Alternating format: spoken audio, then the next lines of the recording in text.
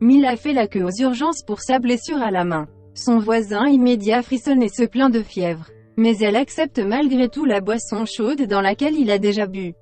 Luna retrouve Francesco et lui dit avoir trouvé le deuxième téléphone d'Andrés. Elle est persuadée qu'il lui cache une autre vie. Elle se demande si, sans lui, elle aura la force de marcher à nouveau.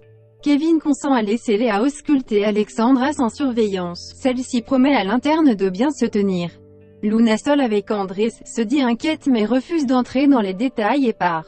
Puis lui reproche sa double vie, et lui fait part de sa découverte de son autre téléphone.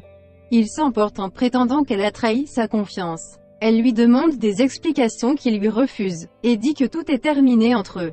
À Francesco, elle lui reproche ses conseils. Son amie affirme n'avoir cherché qu'à l'aider. Elle prétend qu'elle aurait préféré ne rien savoir. Bauer évoque avec Ariane sa séance chez le psy. Il est persuadé qu'il se passe un truc entre eux et dit à quel point celui-ci semble inquiet. Elle profite de sa pause pour lui rendre visite. Là, elle découvre la porte d'entrée ouverte et voit Alex miellement au sol. À ses côtés, Max aurait. Il la menace avec un couteau.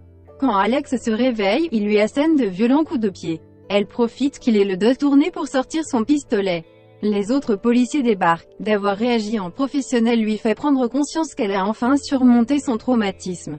Le voisin de Mila crache du sang. De panique, elle demande de l'aide à Léa. Emily retrouve Kevin dans les couloirs de l'hôpital et lui demande de ses nouvelles.